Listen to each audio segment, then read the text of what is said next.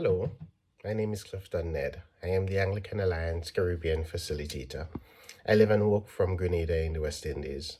Our Caribbean stretches from the Bahamas in the north of the coast of the U.S. state of Florida to Guyana and Suriname, sharing borders with Brazil in the south. Our nations follow a mix of social and political ideologies, wide-ranging theology, and diverse economic models.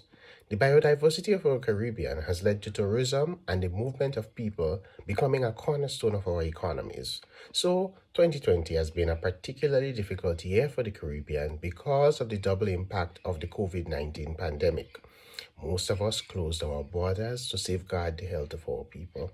The consequential economic decline occurred at a time when more resources were needed to make public health systems COVID ready and to support the families whose livelihoods have been disrupted.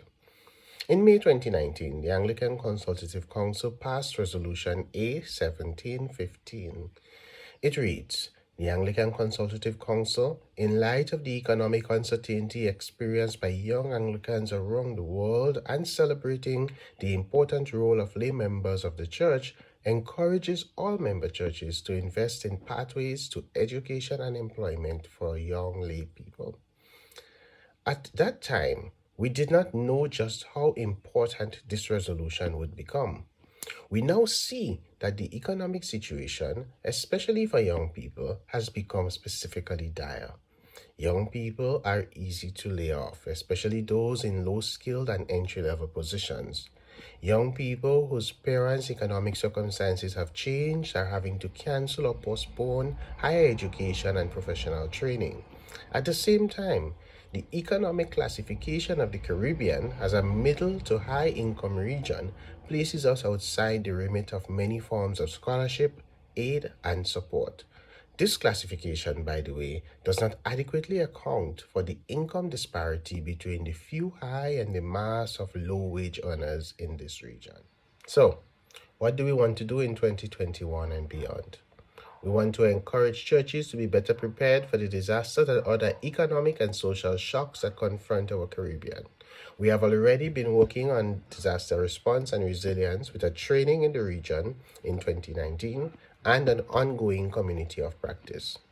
As I record this message, St. Vincent and the Grenadines is reeling from the effects of the eruption of their La Soufriere volcano. Their neighbors, like St. Lucia to the north, Grenada to the south, and Barbados to the east, also share in the effects of this eruption, even whilst providing much-needed aid to St. Vincent. A massive amount of La Soufriere's ashes fell in Barbados. In the Bahamas, they are still in the preliminary stages of rebuilding and recovery from the widespread destruction and deaths caused by Hurricane Dorian in 2019. However, we also want to encourage churches, both in the Caribbean and around the Communion, to give renewed consideration to Resolution A1715. We encourage them to invest in opportunities for education and employment for young people. This may be as simple as facilitating market connections for youth entrepreneurs, or as complex as scholarships and micro-enterprise systems. Churches, help young people to not only dream new dreams. Use your resources and networks to facilitate the process of helping young people bring those dreams into reality by the grace of God.